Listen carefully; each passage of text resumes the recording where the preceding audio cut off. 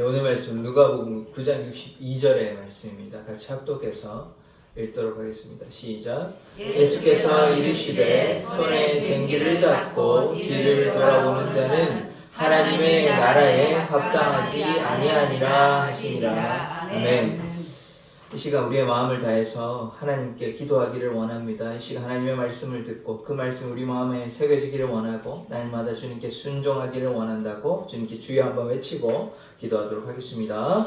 주여! 하나님, 이 시간 하나님께서 인도하여 주시고 붙잡아 주시고 도와주시옵소서. 우리가 하나님만 바라보며 주만 바라보며 주만 의지하며 주만 예배하며 주께 순종하기를 원합니다. 우리의 삶의 주관자 되시며 우리의 삶의 인도자 되신 하나님께서 우리의 삶을 붙잡아 주셔서 선한 길로, 생명의 길로, 구원의 길로, 영생의 길로 우리의 삶을 인도하여 주시옵소서. 상하고 지친 영혼 가운데 힘과 용기와 지혜와 능력을 허락하여 주시고 세상 가운데 방황하고 괴로워하고 힘들어하고 좌절하고 낙심하는 것이 아니라 주의 은혜 가운데 기뻐하고 감사하며 주께 영광 돌리며 날마다 주와 동행하는 삶이 될 수 있도록 주님 함께하여 주시옵소서. 우리의 삶을 붙잡아 주시옵소서. 하나님, 주 앞에 모인 사랑의 교회 성도들 한 사람 한 사람을 주님께서 붙잡아 주시고 오직 주님의 영광 가운데 주님의 은혜 가운데 거하며 주님만 바라보며 나아가는 삶 될 수 있도록 인도하여 주시옵소서. 예수 그리스도의 이름으로 기도드립니다. 아멘. 우리 좌우 앞뒤를 바라보시면서 예수님의 이름으로 사랑하고 축복합니다. 고백해 보겠습니다.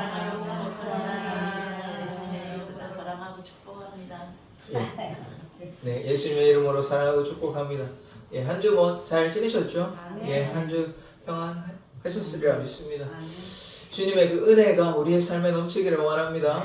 예, 주님을 사랑하고 주님의 말씀에 순종하고 오늘 말씀에 이제 쟁기가 나오는데 쟁기를 잡고 뒤를 돌아보는 자가 아니라 어떻게 해야 되겠습니까? 앞으로 나아가 주님 바라보는 자 되기를 원합니다. 자, 말씀 오늘 제목 한번 볼까요? 예, 같이 한번 읽어보도록 하겠습니다. 시작. 쟁기를 잡고 뒤를 돌아보지 말아라. 예, 쟁기를 잡았으면 어디로 가야 된다고요? 앞으로 가야 됩니다. 뒤를 돌아보지 말라고. 이제 이 말씀이 누구의 말씀이냐면 예수님께서 하신 말씀인데요. 그때 이 말씀이 우리를 향한 말씀임을 고백합니다. 그래서 우리가 쟁기를 잡고 뒤를 돌아봐서는 안 되고 딴 데 눈 돌리는 것이 아니라 주님 바라보고 나아가는 자 되기를 원합니다. 이 농사 지을 때 농사 지어보신 분도 계신데 옛날에 이제 황소가 이제 이끌고 가고 뒤에 이제 쟁기를 달아가지고 농부가 쟁기를 잡고 가잖아요. 요즘 뭡니까 갑자기 이런 생각 안 나는데 농기구 가지고 이렇게 가는데 옛날에는 그런 거 없으니까 그래서 옛날에 어떻게 했습니까? 그 소에다가 쟁기를 달아가지고 소가 이제 이끌어가면 이렇게 고랑을 이렇게 쭉 이렇게 파죠. 근데 고랑을 팔면 일직선으로 가려고 그러면 똑바로 보고 농부가 잡고 가야 되잖아요. 근데 뭐 농부 가고 있는데 이렇게 나와버리면 어떻게 됩니까? 고랑이 일로 갔다가 절로 갔다가 고랑이 제대로 안 파지겠죠. 그리고 땅을 제대로 고를 수가 없겠죠. 그러니까 소를 바라보고 소가 가는 대로 소를 잘 이끌고 이렇게 자기가 가야 되는데 이 가다가 갑자기 뒤에 돌아보면 뭐 딴 데 가는 건 아닙니까? 그래서 이것이 예수님께서 하신 말씀입니다. 예수님께서 이 농기구 관련해서 좀 얘기를 하시는 게 있거든요. 우리가 잘 알지. 이 설교에도 이미 얘기했는데 멍에에 관한 말씀도 있죠. 예수님의 멍에를 메고 같은 방향으로 나아가는 거. 오늘 멍에가 아니니까 또 다른 말씀 뭐 있습니까? 쟁기 나옵니다. 멍에 있고 쟁기 있어요. 그래서 예수님이 농사를 지어봤는지는 모르겠지만 물론 뭐 하나님이시니까 당연히 다 아시지만 목숨이 되셨는데도 불구하고 뭐 농사에 모르지는 않으실 겁니다. 사람들이 농사를 지으니까. 그런데 이렇게 쟁기를 이렇게 쥐고 이제 앞을 보고 가라. 뒤를 보지 마라. 이 얘기가 이제 오늘 어떤 의미인지 하나씩 한번 살펴보기를 원합니다. 자, 목차를 한번 볼게요. 세 가지의 말씀인데요. 이 롯의 아내가 있습니다. 롯의 아내가 오늘 쟁기하고 무슨 상관이 있을까요? 상관이 있습니다. 왜냐하면 롯의 아내의 특징이 있어요. 소금 기둥이 됐는데 왜 소금 기둥이 됐냐? 뒤를 돌아보지 말라 했거든요. 근데 뒤를 돌아봤어요. 아까 예수님이 뭐라고 얘기했습니까? 뒤를 돌아보지 말라 그랬어요. 근데 롯의 아내는 어땠냐? 뒤를 돌아봐가지고 소금 기둥이 돼버렸습니다. 그래서 이 롯의 아내 이 뒤를 돌아본다는 게 무슨 의미인지 우리가 어떻게 해야 되는지 롯의 아내를 통해서 창세기에 나오는 말씀인데요. 이 말씀을 통해서 우리가 좀 보기를 하고, 두 번째 이제 예수님께서 하신 말씀, 쟁기를 잡고 뒤를 돌아보지 말라고 얘기하십니다. 그럼 이 말씀이 어떤 말씀인지 한번 우리가 살펴보기를 하고, 이제 세 번째, 아까 쟁기를 잡고 뒤를 돌아보는 자는 하나님 나라에 합당하지 않는다라고 얘기했습니다. 그러면 이 쟁기를 잡고 쟁기를 잡는 거는 좋아요. 근데 뒤를 돌아보는 게 어떤 것이길래 이 사람은 하나님 나라에 합당하지 않는가? 그러면 이 쟁기를 잡고 뒤로 돌아보는 나쁜 거 아닙니까? 좋은데 뭐 이게 예수님께서 말씀하신 이유가 없잖아요. 그러니까 이렇게 하지 말라는 건데 이게 결국은 죄에 관련된 것이죠. 그래서 여러 가지 죄악들을 보고 이렇게 하면 하나님 나라에 합당하지 않구나 이렇게 살펴보고, 마지막으로 그럼 어떻게 해야 되냐? 표대를 향하여 나가야 됩니다. 표대를 향하여. 그러니까 쟁기를 잡았으면 어디 가야 된다고요? 앞에 표대를 향하여 나아가야 되는 것입니다. 이따 마지막에 또 말씀을 드리겠지만, 마라톤을 이제 달려가면 결승점을 보고 달려가야 되지 뛰다가 다시 뒤로 가면 안 되잖아요. 앞으로 가야 되는데 이제 뒤로 돌아보고 계속 이렇게 뛰면 힘들거든요. 앞만 보고 달려도 쉽지 않은데 앞으로 가다 계속 뒤로 이렇게 좌우를 살피고 그렇게 하면 힘듭니다. 그러니까 뭘 하는 게 좋냐? 앞을 보고 주님 향해서, 표대를 향해서 달려가는 자 되기를 원합니다. 자, 먼저 롯의 아내를 보기를 원하는데요. 창세기 19장 24절에서 26절의 말씀 같이 합독해서 읽도록 하겠습니다. 시작. 여호와께서 하늘 보 노아께로부터 유황과 불을 소돔과 고모라에 비같이 내리사 그 성들과 온들과 성에 거주하는 모든 백성과 땅에 난 것을 다 엎어 멸하셨더라. 롯의 아내는 뒤를 돌아보았으므로 소금 기둥이 되었더라. 아멘. 이 창세기 19장의 이 말씀이 이제 어떤 말씀인지 조금 배경을 알기를 원하는데요. 소돔과 고모라 많이 들어보셨잖아요. 이 동성애뿐만 아니라 악한 죄가 가득한 도시였습니다. 근데 여기에 지금 누가 살고 있냐?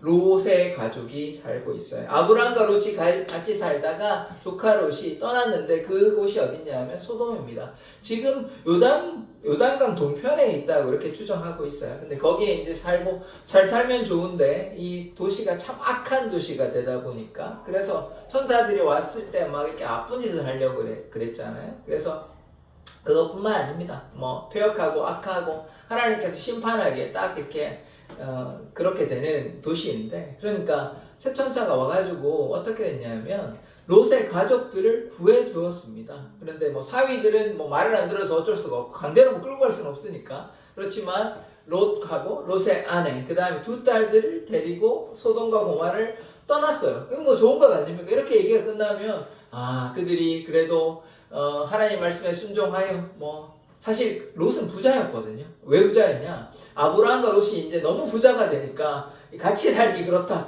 이제 네가 정하는 데 정해라. 나는 다른 데 정할게. 이렇게 너무 부자였다 보니까 가축이 많아져가지고, 그래서 나누게 돼가지고 간 곳이 소돔이었거든요. 그래서 롯이 참 부자였습니다. 그러니까 뭐 남들 그렇지 않게 소돔에서 잘 살게 되는 그런 상황이었습니다. 그런데 아까도 말씀드렸다시피 소돔이 이제 멸망당하기 일보 직전이에요. 그런데 하나님의 은혜가 롯을 불쌍히 여기니까 롯의 가족이 임해서 롯이 가족이 이제 잘 탈출했다. 이러면 이제 얘기가 참 아름답게 끝나는 것인데, 롯의 아내가, 근데 이제 말씀을 이제 한번 보십시다. 19장 17절 말씀을 한번 읽어보면, 같이 한번 읽어보겠습니다. 시작.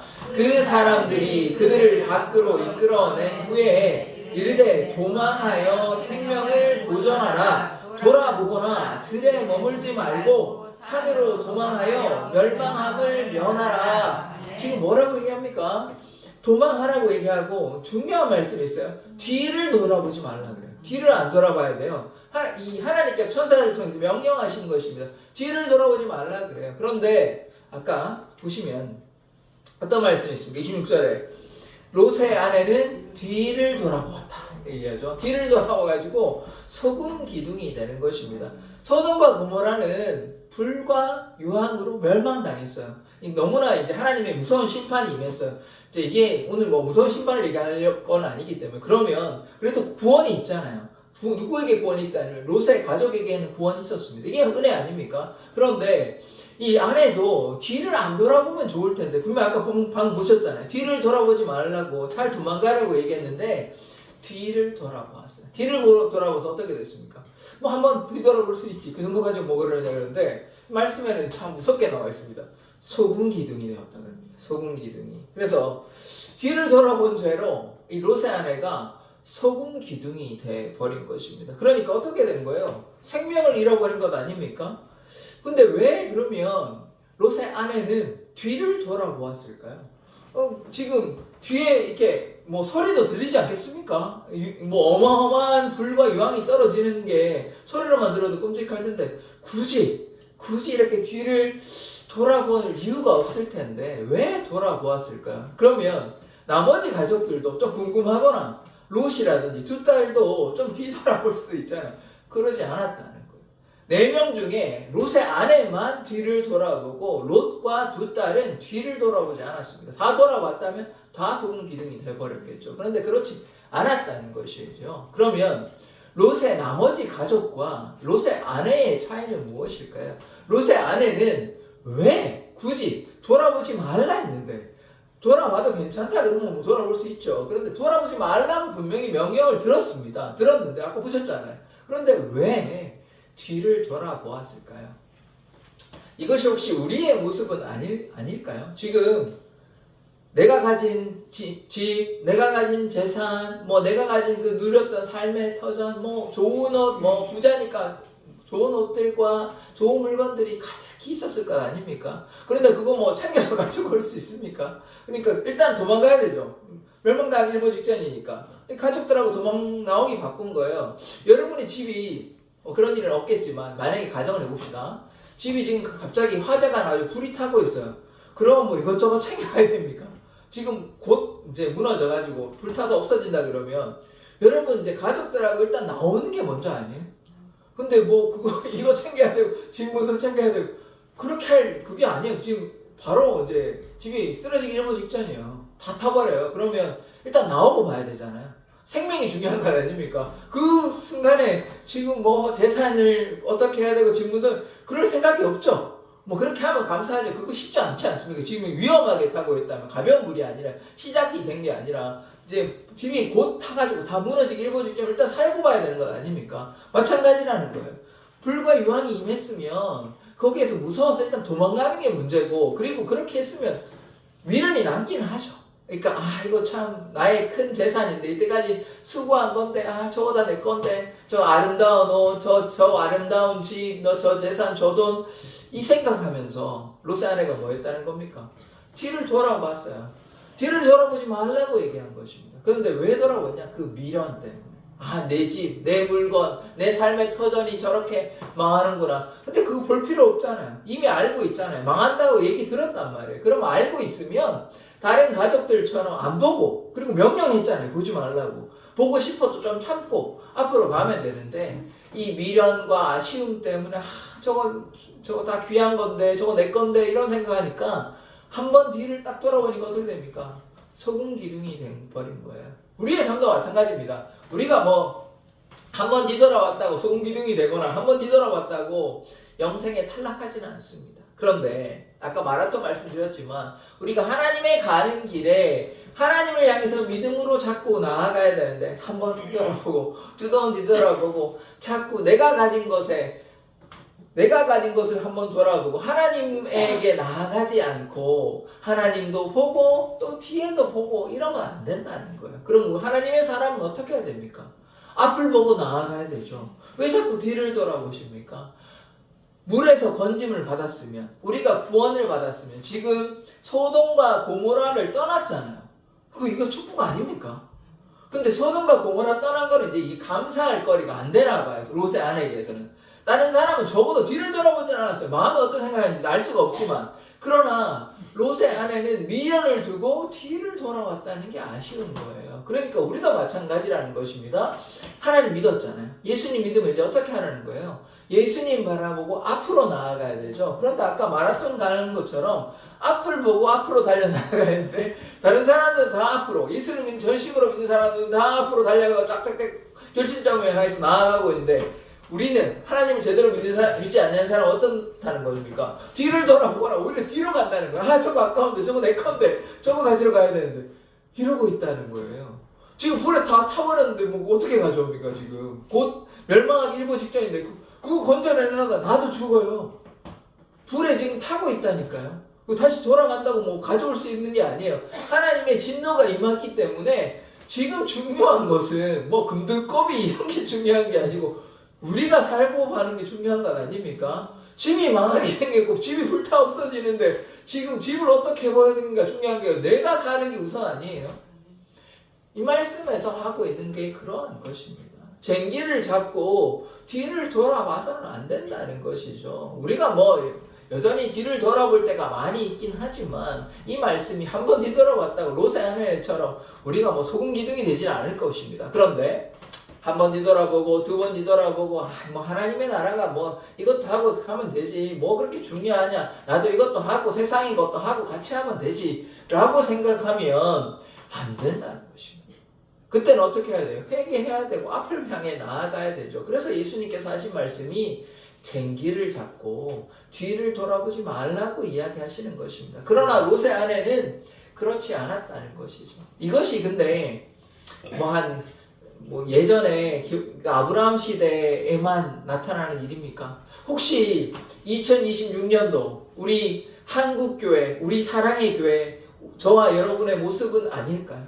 우리는 과연 하나님을 향해서 믿음으로 나아가고 있습니까? 아니면 왼쪽도 보고 오른쪽도 보고 뒤도 보고 이렇게 좌우 눈치를 살피고 하나님을 바라봐야 되는데 여전히 나의 것 혹은 다른 사람들의 것을 보암직도 하고 믿음직도 하고 이렇게 한다고 계속해서 흘긋흘긋 이렇게 보고 있지는 않습니까? 그래서 우리는요 주님만 향해 믿음으로 나아가는 자 되기를 원합니다. 그것이 주님께서 원하시는 것이에요. 우리가 하나님을 향해 나아갈 때는 앞으로 나아가야 되죠. 뒤로 나아가면요 결승점은 저기 앞에 있습니다. 뒤로 가면 결승점과 더 멀어지는 거예요. 결승점으로 가려면 주님께 가까이 나아가려면 앞으로 나아가야 되지 뒤로 가면요 더욱더 멀어지는 것이에요. 구원의 길은 앞으로 갈수록 가까워집니다. 뒤로 갈수록 어떻게 되죠? 더 멀어지는 것입니다. 그래서 우리가 뒤를 돌아보는 자가 아니라 앞으로 걸어 나가는 자 되어야 하는 것입니다. 그것이 하나님께서 우리에게 원하시는 것입니다. 우리가 뒤를 돌아보면 어떻게 되냐? 소금 기둥이 됩니다. 소금 기둥은 생명력이 없습니다. 그래서 이 소금 기둥이 됐다는 것을 뭐 이렇게 다르게 학문적으로 보면 이게 소금 기둥이 된 게 아니라 그냥 뭐 불임이 됐다 이렇게 보기도 하는데 말씀 그대로 보면 그냥 소금 기둥이 됐다는 거예요. 생명을 잃어버렸다는 거예요. 그래서 하나님께 우리가 나아가지 못하게 되는 것입니다. 살려주셨잖아요. 지금 롯의 가족을 특별히 살려주셨잖아요. 그냥 다 멸할 수 있어요. 그런데 다 멸하면 누가 죽습니까? 롯의 가족도 함께 그냥 죽어버리는 거예요. 그러니까 하나님께서 미리 보내주셔가지고 롯의 가족을 살려주시면 그 은혜에 감사해서 주님께 손 붙잡고 주님 향해 나아가면 되는데 그것에 감사하지 아니하고 계속 뒤를 돌아보게 되는 것입니다. 그러하면 안 된다는 것이에요. 그래서 소금 기둥이 된 것입니다. 하나님의 명령을 롯의 아내는 한 번밖에 안 어겼지만 우리는 막 수없이 어기잖아요. 그래도 하나님께 회개하며 용서해 주십니다. 그러나 그것을 너무 가벼이 여기지는 않아야 되는 것입니다. 우리가 죄에 대해서요 좀 무겁게 받아들일 필요가 있습니다. 죄와 자꾸 타협하면 죄의 삭은 무엇입니까? 사망이에요. 지금 롯의 아내가 사망한 거 아닙니까? 소금기둥 된 거 아닙니까? 죄의 삭은 사망이라니까요. 한 번은 괜찮다고 생각할 수 있어요. 두 번도 괜찮다고 생각할 수 있어요. 10번도 괜찮다고. 많은 건 아니잖아요. 우리 인생 통틀어서 10번 정도는. 근데 10번, 20번, 30번 계속 하다 보면 어떻게 된다는 것입니까? 죄의 삭이요 사망이 돼요. 소금기둥이 되는 것입니다. 롯의 아내만 그렇게 되는 게 아니에요. 누가 그렇게 된다는 거예요? 우리가요. 우리가 소금기둥 된다는 사실을 기억하셔야 됩니다. 이게 남 얘기 아니에요. 옛날에 롯의 아내가 말 안 들어가지고 불순종해가지고 소금기둥 되었더라가 아니고 우리가 소금기둥이 될 수가 있구나. 이런 경각심을 가져야 하는 것입니다. 이거 옛날 얘기로 그냥 우습게 넘기면 안 되는 거예요. 우리가 소금기둥이 될 수가 있구나. 우리가 조심해야 되구나. 하나님을 향해 앞으로 나아가야 되는구나. 뒤를 돌아봐서는 안 되겠구나. 이런 말씀을 기억해야 하는 것입니다. 그래서 두 번째 어떻게 되냐? 쟁기를 잡고 앞으로 나아가서는 안 되는, 뒤를 돌아봐서는 안 되는 것이죠. 누가복음 9장 59절에서 60절의 말씀 한번 읽도록 하겠습니다. 시작. 또 다른 사람에게 나를 따르라 하시니 그가 이르되 나로 먼저 가서 내 아버지를 장사하게 허락하옵소서. 이르시되 죽은 자들로 자기의 죽은 자들을 장사하게 하고 너는 가서 하나님의 나라를 전파하라 하시고. 아멘. 요 말씀이 이제 있는데 요 말씀 먼저 보고요. 그러니까 지금 어떤 상황이냐면 예수님께서 나를 따라오라 그러면 그냥 따라오면 되는 것 아닙니까? 예수님의 제자들 중에 이제 어부들 있잖아요. 이제 베드로 같은 경우에는 따라오라 그러니까 그물 놔두고 바로 따라갔습니다. 제가 좀 인사 좀 하고 그거 아니고 바로 따라갔어요. 그럼 우리에게 원하시는 게 뭐냐? 즉각적인 순종입니다. 즉각적인 순종. 그러니까 하나님께서 오라 하시면 가면 돼요. 제가 이것도 해야 되고 저것도 해야 되고 지금 인사도 해야 되고 장례도 치러야 되고 이렇게 얘기하지 말라는 것입니다. 지금 장례를 얘기하니까 뭐라고 얘기했냐면 예수님께서 좀 이게 무슨 말씀인가 하는데 이 말씀을 한번 보기를 원합니다. 죽은 자들로 죽은 자를 장사하게 하라 그럽니다. 이게 뭘까요? 죽은 자가 어떻게 죽은 자를 장사합니까? 죽은 자가 어떻게 죽은 자를 장례할 수 있어요? 말이 안 되는 얘기 같죠. 근데 이게 뭐냐면 영적으로 죽어있는 자입니다. 우리가 육체는 다 살아있잖아요. 이 땅에. 지금도 다 살아있는 사람이에요. 근데 이게 뭐냐면 그 사람들이 하나님 그 마음에 하나님이 없고 예수님이 없기 때문에 죽은 자와 같다는 것입니다. 그러니까 육체만 살아있는 게 진정으로 살아있는 건 아닙니다. 그러니까 육신에 살아있음보다 뭐가 살아있어야 되죠? 영혼이 살아있어야 되는 것입니다. 그래서 이들이 하나님께 나아가고 그런 거는 참 좋은데 예수님을 바로 따라가야 되는데 뭐라고 얘기했냐? 한 사람은 제가 이제 아버지가 돌아가셔가지고 아버지 장례 치르고 장례한 다음에 따라가겠습니다. 그러니까 예수님이 그거는 하지 말고 넌 나를 따라와. 그거는 죽은 자들이 하게 영이 죽은 자들이 그들이 장례를 치르게 하고 너는 나를 따라와 이렇게 얘기하는 것입니다. 그러니까 우리도 마찬가지예요. 우리가 예수님을 따라갈 때는 아까 롯의 아내처럼 옛날에 거 뭐 그런 거에 미련 두지 말고 세상의 것에 미련 두지 말고 심지어 장래 이거 중요한 건 아닙니까? 심지어 자기 아버지입니다. 뭐 친척 아버지 아니고 작은 아버지 아니고 큰 아버지 아니고 자기 아버지예요. 자기 아버지. 그런데 우리가요 기억해야 되는 것은 하나님께서는요 어떻게 보면 좀 윤리적으로는 좀 이상한 거 아니야 이렇게 생각하실 수는 있는데 그래서 윤리와 도덕을 좀 구분해야 됩니다. 하나님은요 나조차도 버리라고 얘기하십니다. 그럼 누구를 사랑해야 되냐? 하나님을 사랑하는 거예요. 심지어 오늘 말씀 보면요 가족까지도 우상시 되어서는 안 되는 것입니다. 그러니까 하나님과 가족이 있으면 일반 사람은 누구를 택하겠습니까? 당연히 가족을 택하겠죠. 일반 사람은 가족이 중요하니까요. 근데 하나님의 사람은 지금 누구 택하라고 합니까? 예수님은 하나님 택하라고 그런 거예요. 하나님 택하라는 거예요. 아버지 장례 치르고 나쁜 거 아니잖아요. 당연히 뭐 아버지 장례 치르고 갈 수도 있죠. 그런데 그거 하지 말고 나를 따라오래요. 좀 잔인하게 들리시지 않으세요? 이거 말씀이 좀 동의가 되십니까? 이해가 되십니까?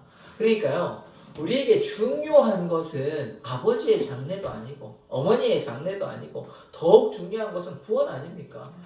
만약에 장례 치르고 뭐 예수님께서 받아주시고 우리에게 구원 있고 이런 것도 괜찮을 수 있을지는 모르겠지만 이게 아주 급박한 상황이라고 한번 생각해 보십시다. 장례 치르다가 예수님 못 따라가면 그 뒤에 삶은 어떻게 되는 것입니까? 예수님 못 따라가면 당연히 거기에 구원이 없다고 본다면 장례 치르는 건 너무나 좋은데 우리에겐 구원이 없어요.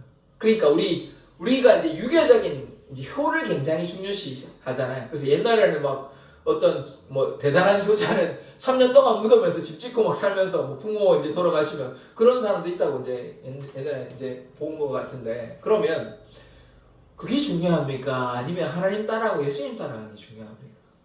예수님 따라가는 게 중요하다는 것이에요. 그리고 뭐 죽은 자들 옆에 있는 뭐 친지나 가족들이 장례하니까 네가 안 해도 옆에 사람들이 하니까 너는 나를 따라와 이런 의미로 보셔야 된다는 거예요. 그래서 우리의 삶에서 가장 중요한 것은 하나님이 되어야 됩니다. 우리의 가족이 아니에요. 심지어 나 자신도 아닙니다. 그럼 누구 따라가야 되냐? 예수님 따라가야 되죠. 그래서 예수님께서 이렇게 장례는 죽은 자들이 하고 네 가족이 하든지 다른 사람이 하게 하고 너는 나를 따라와 이렇게 이야기하는 것입니다. 그래서 하나님께서 우리에게 원하시는 것은 즉각적인 순종이에요. 그래서 주님께 순종하는 자 되기를 원합니다. 그 다음 말씀, 자 61절 말씀 먼저 한번 보도록 하겠습니다. 같이 한번 보겠습니다. 시작. 또 다른 사람이 이르되 주여 내가 주를 따르겠나이다 하는 나로 먼저 내 가족을 작별하게 허락하소서. 여기까지 한번 보겠습니다. 자, 이제 아까는 뭐냐면 장례를 먼저 치르라고 얘기하는 거예요. 먼저 치르라. 장례를 그냥 죽은 자들이 치르를 하고 너 날 따라와라고 얘기하고, 다른 사람은 뭐냐면 내가 좀 가족에게 작별 인사 좀 하게 해주세요라고 얘기하는 거거든요. 근데 예수님은 이것조차도 허용하지 않습니다. 그러니까 첫 번째는 사실 이거 우리 상식적으로 보면 괜찮거든요. 뭐 다른 사람도 아니고 내 아버지를 장례 치르는 게 뭐 나쁜 일입니까? 근데 그것조차도 허락해주지 않으시고 나를 따라오라 그러고, 두 번째도 뭐 가족 이제 예수님 따라가려면 잘 못 볼 거 아닙니까? 그러니까 인사 좀 할 수 있잖아요. 작별 인사 할 수 있잖아요. 이것도 하지 말라고 얘기하는. 그 예수님이 좀 너무 냉정하지 않은가? 이 예수님이 이러신 분인가? 이렇게 생각하기 쉬운데 그것이 아니라 우리에게 중요한 것은, 구원에게 중요한 것은 가족을 돌보는 것보다 예수님 따라가는 게 더 중요하다는 것이에요. 그래서 근데 이거 오해하시면 안 됩니다. 십계명에 보면 내 부모를 존경하라 그러고 가족을 돌보는 거에서 등한시하라는 말이 아니에요. 우선순위를 이야기하는 것입니다. 우선순위가 뭐라는 것이에요? 하나님을 바라보라는 것입니다. 가족도 중요하지 아니하고 아버지든 뭐 가족이든 인사하든 그게 중요한 것이 아니라 예수님 따라가라고 예수님께서 말씀하여 주시는 것입니다. 그래서 우리에게 가장 중요한 것은 예수님 따라가는 것이고 하나님께 순종하는 것임을 고백합니다. 자, 62절 말씀 같이 한번 읽어보겠습니다. 시작. 예수께서 이르시되 손에 쟁기를 잡고 뒤를 돌아보는 자는 하나님의 나라에 합당하지 아니하니라 하시니라. 아멘. 그러니까 이 얘기를 좀 이해를 한 다음에 이 말씀을 보아야 되는 거죠. 지금 어떤 상황이 있어요? 두 사람이 있었어요. 한 사람은 장례 치를게요. 아버지 장례 치를게요. 다른 한 사람은 작별 인사할게요. 그런데 예수님께서 갑자기 쟁기 얘기를 하십니다. 장례 얘기 하지 마 이렇게 작별 인사 하지 마 이게 아니라 비유적으로 결국 하지 말라는 얘기죠. 그거 하지 말고 나를 따라오라는 얘기인데 뭐 얘기하냐면 쟁기를 잡고 뒤를 돌아보는 자는 하나님 나라에 합당하지 않아 라고 이야기하시는 것입니다. 결국 이 말씀은 무엇입니까? 장례 치르는 게 중요하니? 혹은 작별 인사 중요하니? 지금 바로 나를 따라오라고 예수님께서 우리에게 요청하시는 것입니다. 명령하시는 것입니다. 그러면 우리는 어떻게 하시겠습니까? 우리는 저는요 지금 아버지 장례 치러야 됩니다. 저는요 가족하고 인사해야 됩니다. 그거 한 다음에 나중에 여유가 되면 그제서야 예수님 따라갈게요. 이러면 된다는 것입니까? 아니죠. 즉시 순종하라니까요. 즉시. 이유가 있어요. 아버지 장례 할만하잖아요. 충분한 이유가 되잖아요. 상식적이잖아요. 뭐 나쁩니까? 안 따라가겠다는 것도 아니고 장례 뭐 하루인지 며칠인지 좀 하고 뭐 길어야 3일 뭐 이렇게 하고 할 거 아닙니까? 그 뒤에 따라가도 되잖아요. 그런데 예수님 그 시간 허락하지 않으세요.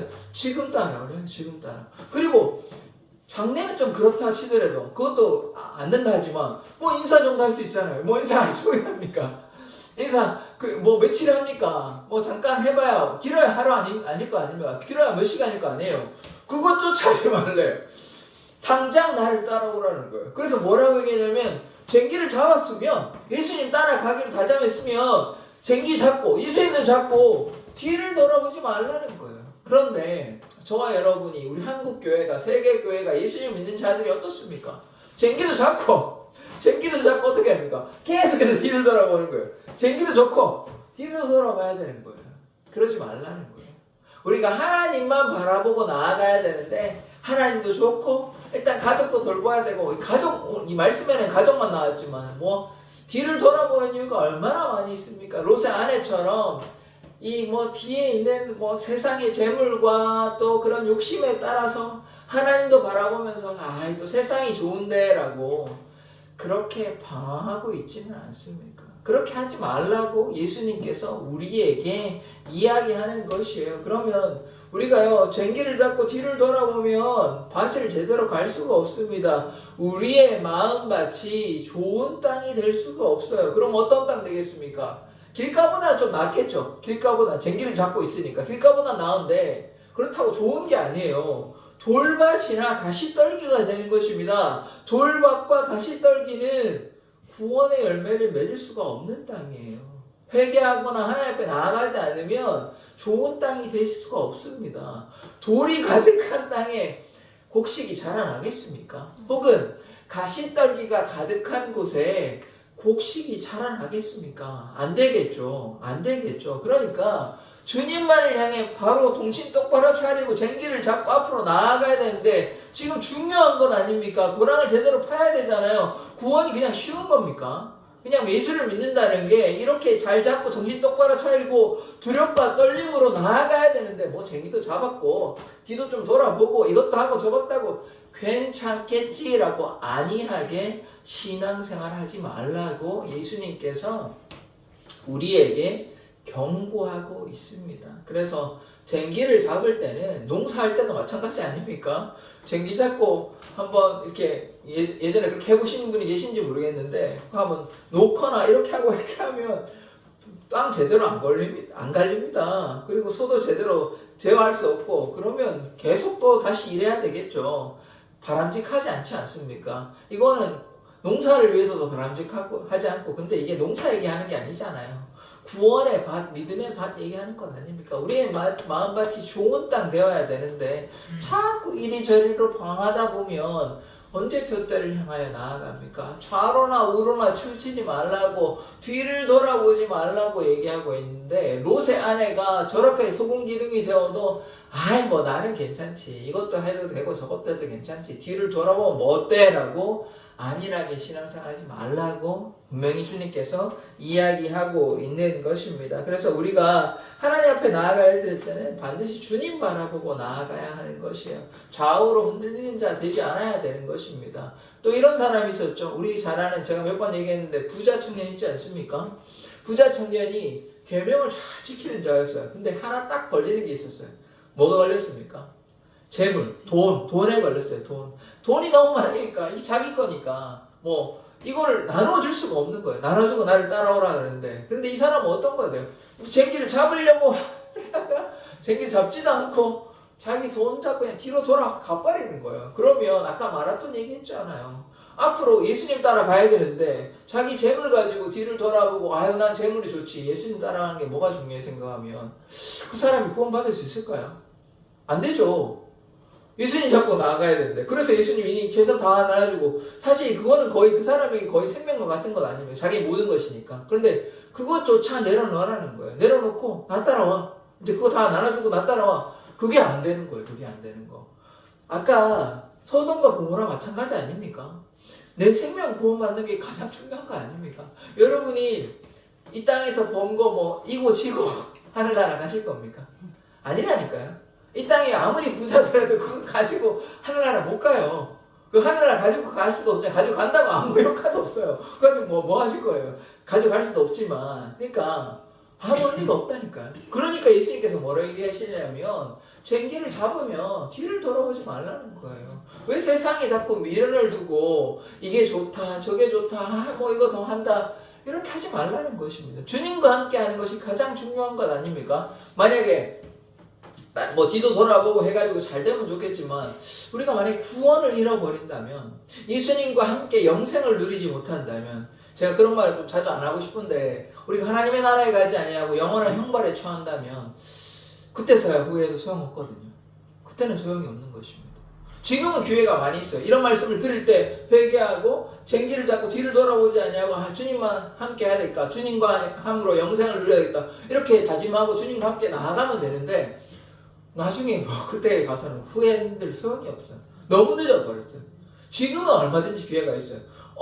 죽기 전에는 회개하면 돼요. 용서를 하나님께 용서를 구하면 쟁기를 잡고 하나님께 나아갈 수 있어요. 그런데 그 뒤에는 없는 것입니다. 그래서 우리가 어떻게 해야 돼요? 하나님 나라에 합당한 자 되어야 되는 것이죠. 쟁기를 잡고 앞으로 나아가야 되는 것입니다. 그래서 우리가 어떤 것을 하지 말아야 되는지 한번 보기를 원합니다. 하나님 나라에 합당하지 않은 자 고린도전서 6장 9절 10절의 말씀 같이 한번 읽어보도록 하겠습니다. 시작. 불의한 자가 하나님의 나라를 유혹으로 받지 못할 줄을 알지 못하느냐. 미혹을 받지 말라. 음행하는 자나 우상 숭배하는 자나 간음하는 자나 탐색하는 자나 남색하는 자나 도적이나 탐욕을 부리는 자나 술 취하는 자나 모욕하는 자나 속여 빼앗는 자들은 하나님의 나라를 유업으로 받지 못하리라. 아멘.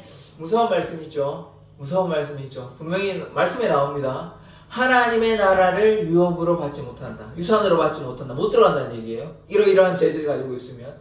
이래도 회개하면 돼요. 하나님께 용서해 주십니다. 회개도 안 하고 이런 죄 계속 범하면 하나님 나라에 못 간다고 이야기하는 것입니다. 자, 그래서 보시면 불의한다는 것인데 의롭지 못한다는 거예요. 결국은 죄인이라는 얘기인데 어떤 죄가 있냐면 음행하는 거. 성적인 또 우상숭배도 있죠. 음행하는 자, 우상숭배하는 자, 가늠도 음행이니까요.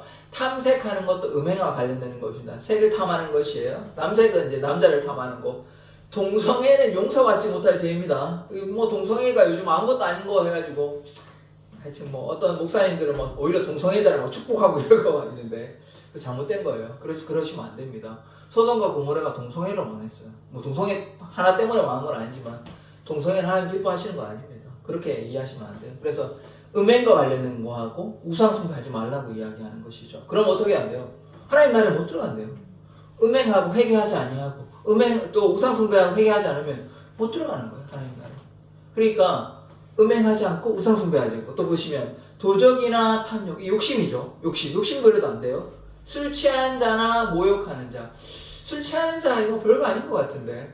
근데 이거는 좀 조심스럽긴 합니다만은 물론 예수님께서 포도주를 마셨긴 합니다. 술 먹는 거 가지고 뭐 구원이 없다 이렇게 얘기하기는 좀 힘들긴 한데 근데 여기 말씀은 또 뭐라고 합니까? 술 취하면 구원 못 받는다고 얘기를 하니까 그래서 술을 안 먹는 게 사실은 좋아요. 이제 자문에는 술을 보지도 말라고 얘기하는 것입니다. 그래서 술 취하지 말고 뭐 해야 됩니까? 성령의 충만을 받으라. 결국은 쟁기를 잡고 하나님 바라보라는 것이에요. 하나님과 함께 해야 되는데 그러면 술을 왜 먹게 되냐? 사람들과 뭐 사회생활하기 위해 먹는다. 혹은 술 먹어야 좀 얘기도 하고 한다 하지만 하나님의 사람은 술을 안 먹는 것이 더 좋은 것입니다. 근데 뭐 전체적으로 성경 전체를 봤을 때는 술 먹는 게 바로 뭐 구원을 못 간다 이렇게 얘기하기는 조금 힘들긴 해요. 그런데 여기 고린도 전서 6장의 말씀에 근거하면 술 취하지 말라고 하는 것입니다. 가능하면 술, 담배는 안 하시는 게 좋아요. 근데 술, 담배 한다고 뭐 무조건 부모 못 판다 이렇게 얘기하는 게 힘들지만 그러나 술에 취하고 또 세상에 취하고 그렇게 하면 하나님을 떠나게 됩니다. 왜 술을 먹습니까? 왜 술을 먹을까요? 하나님 의지하고 기도하면 되잖아요. 그런데 뭐 좀 괴로울 때 술 마시고 그러지 않습니까? 그리고 또 뭐 기분 낸다고 하나님과 같이 기뻐해야 되는지 왜 술을 드십니까? 그러니까 술 취하지 말라는 거예요. 또 뭐 이런 사람도 있어요.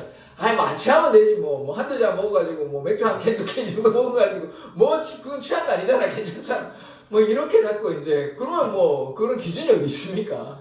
그러니까 술을 하고 담배하고 안 하는 게 좋아요. 왜냐하면 우리가 하나님의 성전 아닙니까? 성전. 그 집에서도 그러면 뭐 아무 집에 돼지고기 만들어도 괜찮습니까? 그건 또 싫으시잖아요. 우리는 하나님의 거룩한 성전인데 그거는 뭐 더럽혀도 괜찮고 그건 안 되잖아요. 집은 어지르면 안 되는데 집도 마찬가지. 우리의 마음도 마찬가지라는 것이에요. 거룩한 성전이 되어야 되는 것입니다. 그래서 술 취하지 말고 모욕하지 말고 또 속여 빼앗으니까 이게 지금 탈취하는 것 아닙니까? 빼앗는 거 아니에요. 그래서 이것 하지 말라는 결국 다 그 십계명에 관련된 거 지금 말씀이잖아요. 간음하지 말라, 우상숭배하지 말라, 뭐 남의 물건을 빼앗지 말라. 이거 다 십계명에 나오는 말씀 아닙니까? 그런 사람도 어떻게 된다는 거예요? 하나님 나라를 못 들어간다는 것이고. 그러니까 우리가 혹여 이런 죄를 지을 수 있습니다. 살다 보면. 그럼 어떻게 해? 회개하라는 거예요. 회개하라는 거예요. 그래서 제가 새벽마다 말씀드리잖아요. 율법을 다 지킬 수도 없고 율법을 일부 지킨다고 해서 어느 정도 지킨다고 해서 구원받을 수는 없어요. 예수의 보혈로만 구원받을 수 있으니까. 그러니까 결국 이 말은 뭐냐면 이런 죄를 지으면 하나님 나라에 들어갈 수 없으니 뭐 하라는 거예요? 예수님 의지하라는 거 아닙니까? 예수님 바라보라는 거예요. 쟁기 잡고 예수님 따라가면 거기에 구원의 길이 있다. 생명의 길이 있다. 우리의 죄가 주홍 같을지라도 진홍같이 붉을지라도 눈과 같이 흰눈같이 깨끗하게 양털같이 하여 주십니다. 우리 예수 보혈의 공로를 의지하면 우리의 죄가 다 사함을 받기 때문에 이게 뭐 좀 무서운 말씀이긴 합니다만은 예수 보혈을 의지하면 다 용서하여 주십니다. 그러니까요.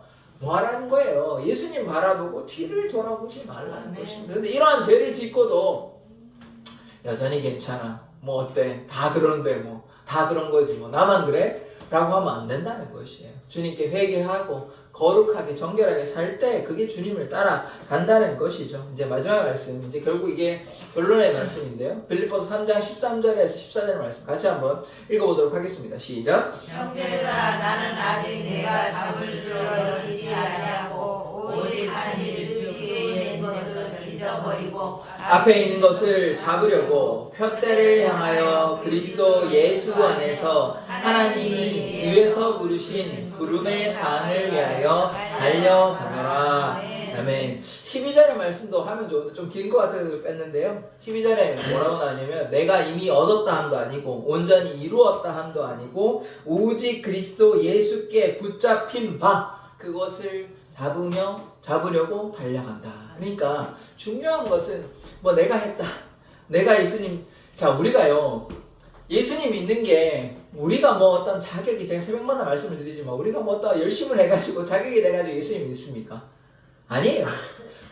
하나님께서 우리에게 손을 먼저 내밀어 주셨습니다. 우리에게 어떻게 손을 내밀어 주셨냐? 구약에서는 물론 이렇게 불러주셨지만 지금은 예수님을 보내주셨잖아요. 예수님께서 이 땅에 오셨기 때문에 우리가 예수님을 통해 예수님을 믿으면 구원함을 얻습니다. 그래서 하나님께서 우리에게 먼저 손을 내밀어 주신 거예요. 우리가 뭐 거룩하고 정결해서 우리를 구원받은 거 아닙니다. 그런 사람은 아무도 없고, 왜냐하면 사람은 다 거짓되기 때문에. 그래서 예수님께서 우리를 잡아주셨기 때문에 우리가 잡은 게 아니에요. 예수님께서 우리를 잡아주시고 그 잡힌 바 되어서 예수님을 향해 나아간다는 것입니다. 그래서 13절에 보시면 어떻게 되냐면 내가 잡은 줄로 여기지 아니하고, 내가 잡은 게 아니에요. 내가 잡은 게 내가 뭐 온전하게 되었고 내가 뭐 잘해가지고 내가 거룩해가지고 구원받는다가 아니라 하나님의 사랑으로 거기서 잡힌 바 되어서 이제 앞으로 달려가는데, 근데 이제 이 말씀이죠. 오늘 이 말씀의 결론인데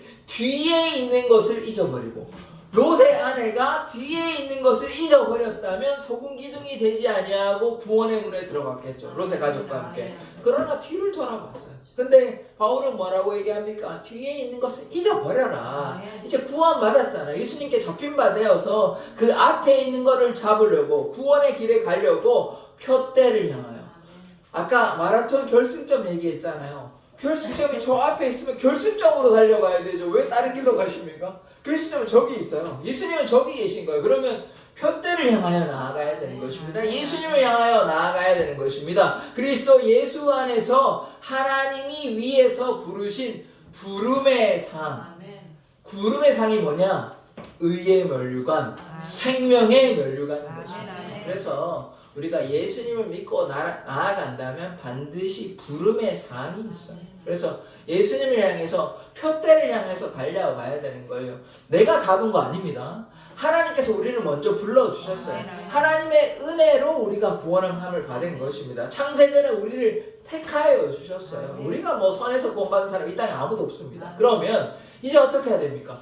뒤에 있는 건 잊어버려야 되죠. 뒤에 있는 걸 잊어버리고 앞을 향해 성큼성큼 나아가야 하는 것입니다. 가다 보면 좀 힘들면 좀 천천히 가도 됩니다. 계속 뛰지 않아야 돼요. 100m 뛰듯이 열심히 안 뛰셔도 됩니다. 가다가 좀 힘들면 좀 쉬어서 가더라도 어디로 가야 됩니까? 앞으로 가야죠. 왜 뒤로 갑니까? 뒤로 가서는 안 되는 거예요. 딴 데 자로 우르나 눈 돌리지 마시고 앞을 향해서 주님 바라보고 푯대를 향하여 나아가야 하는 것입니다.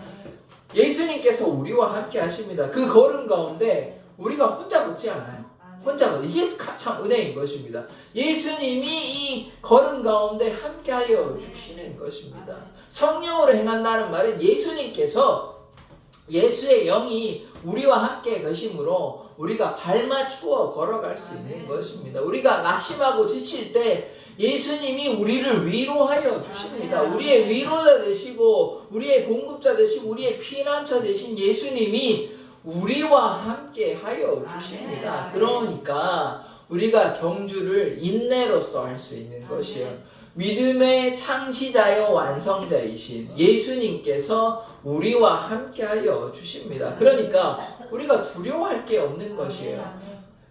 마라톤을 혼자 하면요 되게 힘듭니다. 근데 같이 이제 뛰는 사람도 있으니까 좀 같이 으쌰으쌰 할 수 있잖아요. 그런데 사람만 있어도 힘이 나는데 전능하신 하나님 예수님께서 우리와 함께 하십니다. 그러면 그 경주가 그렇게 힘들지만은 않습니다. 예수님께서 우리를 위로하여 주시고 힘 주시고 격려하여 주시고 돌보아 주시고 때로 갈다 보면 힘이 들어가지고 넘어질 때 있지 않습니까? 주님께서 이렇게 세워 주십니다. 주님께서 우리에게 은혜를 베풀어 주십니다. 그러면 이제는 우리가 뒤를 돌아봐서는 안 되는 것이에요. 그럼 어떻게 해야 됩니까?